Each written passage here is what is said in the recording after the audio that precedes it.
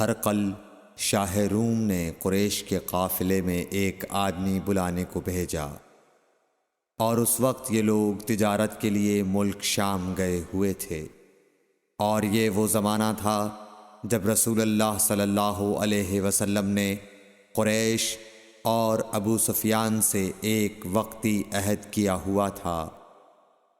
جب ابو سفیان اور دوسرے لوگ ہرقل کے پاس ایلیا پہنچے جہاں ہرقل نے دربار طلب کیا تھا، اس کے گرد روم کے بڑے بڑے لوگ، علماء، وزراء و امراء بیٹھے ہوئے تھے۔ ہرقل نے ان کو اور اپنے ترجمان کو بلوایا، پھر ان سے پوچھا کہ تم میں سے کون شخص مدعی رسالت کا زیادہ قریبی عزیز ہے؟ ابو سفیان کہتے ہیں کہ میں بول اٹھا کہ میں اس کا سب سے زیادہ قریبی رشتہ دار ہوں۔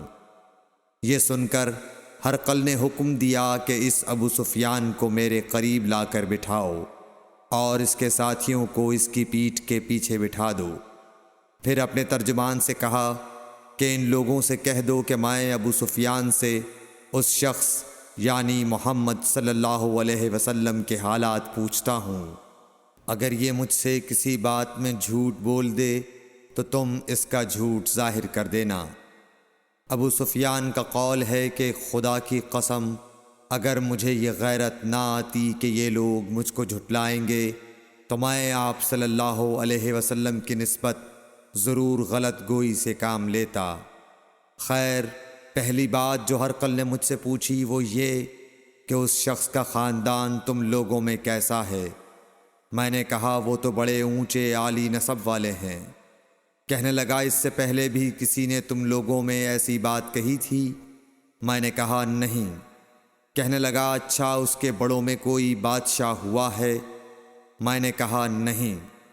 پھر اس نے کہا بڑے لوگوں نے اس کی پیروی اختیار کی ہے یا کمزوروں نے؟ میں نے کہا نہیں، کمزوروں نے۔ پھر کہنے لگا اس کے تابعدار روز بڑھتے جاتے ہیں یا کوئی ساتھی پھر بھی جاتا ہے؟ میں نے کہا نہیں۔ کہنے لگا کیا اپنے اس دعوی نبوت سے پہلے کبھی کسی بھی موقع پر اس نے جھوٹ بولا ہے؟ میں نے کہا نہیں، اور اب ہماری اس سے صلح کی ایک مقررہ مدت ٹھہری ہوئی ہے، معلوم نہیں وہ اس میں کیا کرنے والا ہے۔ ابو سفیان کہتے ہیں میں اس بات کے سوا اور کوئی جھوٹ اس گفتگو میں شامل نہ کر سکا۔ ہرقل نے کہا کیا تمہاری اس سے کبھی لڑائی بھی ہوئی ہے؟ ہم نے کہا کہ ہاں۔ بولا پھر تمہاری اور اس کی جنگ کا کیا حال ہوتا ہے؟ میں نے کہا لڑائی ڈول کی طرح ہے، کبھی وہ ہم سے میدان جنگ جیت لیتے ہیں اور کبھی ہم ان سے جیت لیتے ہیں۔ ہرقل نے پوچھا وہ تمہیں کس بات کا حکم دیتا ہے؟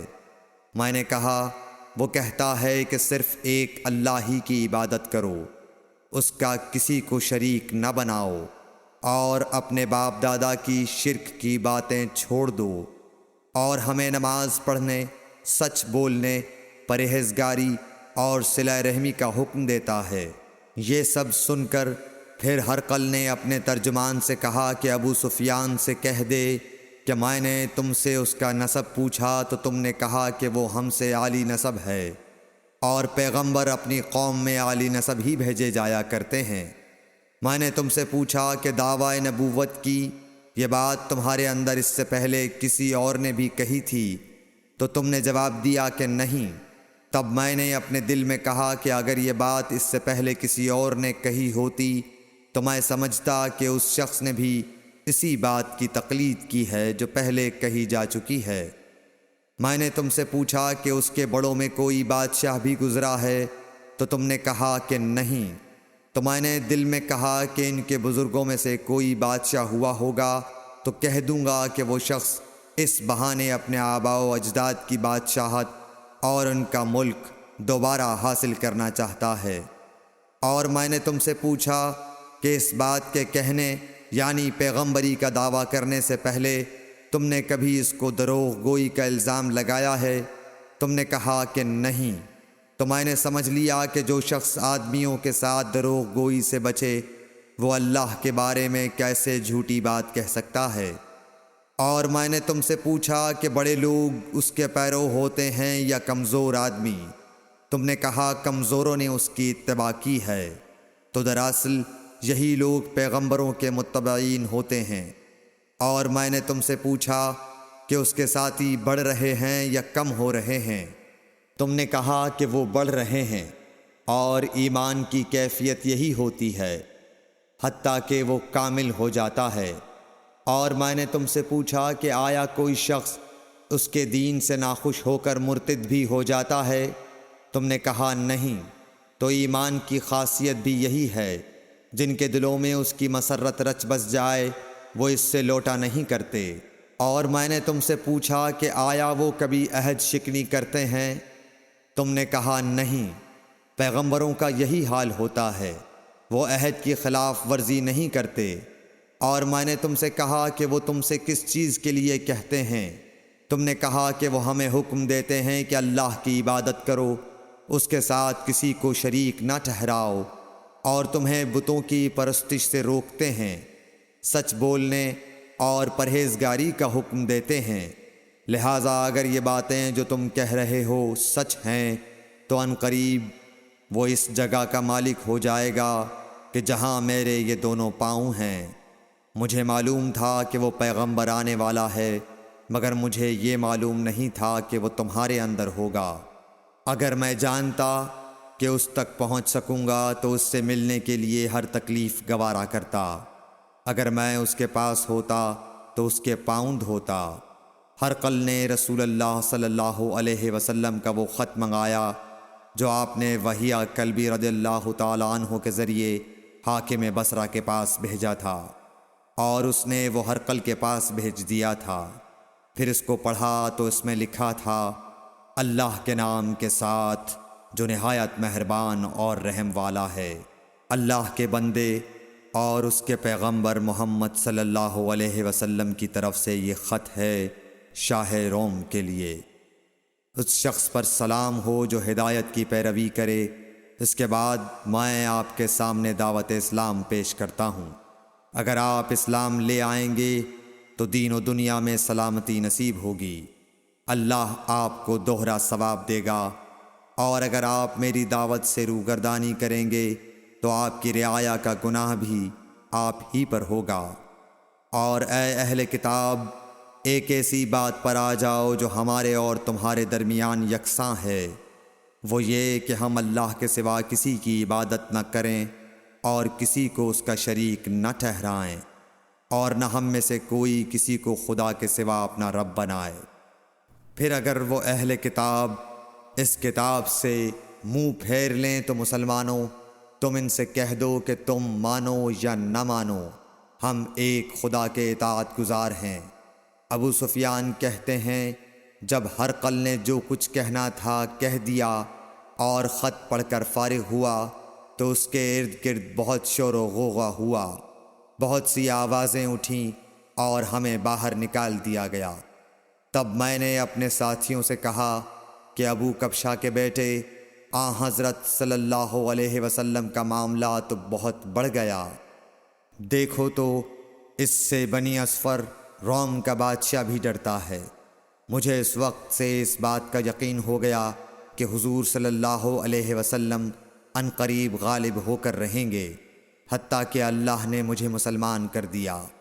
راوی کا بیان ہے کہ ابن ناطور ایلیا کا حاکم ہرقل کا مصاحب اور شام کے نصارہ کا لاٹ پادری بیان کرتا تھا کہ ہرقل جب ایلیا آیا ایک دن صبح کو پریشان اٹھا تو اس کے درباریوں نے دریافت کیا کہ آج ہم آپ کی حالت بدلی ہوئی پاتے ہیں، کیا وجہ ہے؟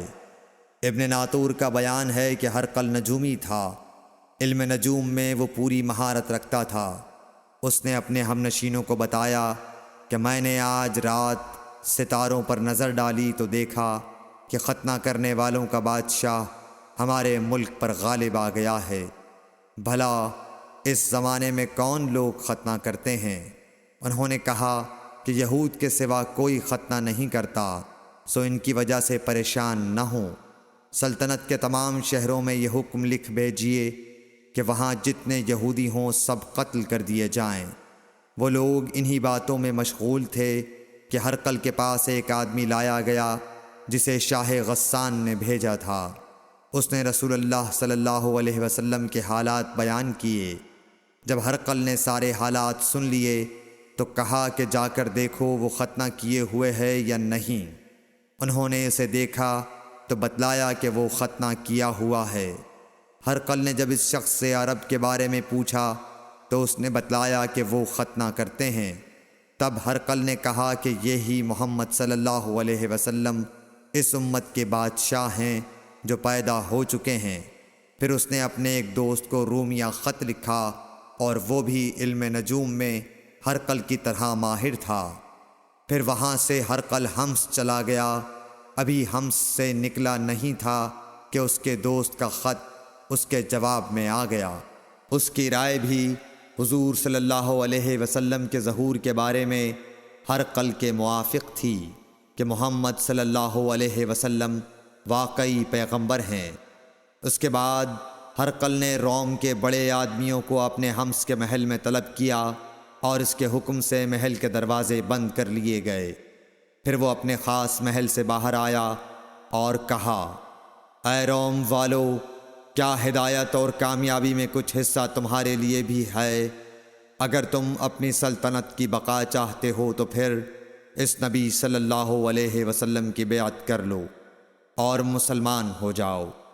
یہ سننا تھا کہ پھر لوگ وحشی گدھوں کی طرح دروازوں کی طرف دوڑے مگر انہیں بند پایا۔ آخر جب ہرقل نے اس بات سے ان کی یہ نفرت دیکھی اور ان کے ایمان لانے سے مایوس ہو گیا تو کہنے لگا کہ ان لوگوں کو میرے پاس لاؤ۔ جب وہ دوبارہ آئے تو اس نے کہا، میں نے جو بات کہی تھی اس سے تمہاری دینی پختگی کی آزمائش مقصود تھی، سو وہ میں نے دیکھ لی۔ تب یہ بات سن کر وہ سب کے سب اس کے سامنے سجدے میں گر پڑے اور اس سے خوش ہو گئے۔ بالآخر ہرقل کی آخری حالت یہی رہی۔ صحیح بخاری حدیث نمبر 7۔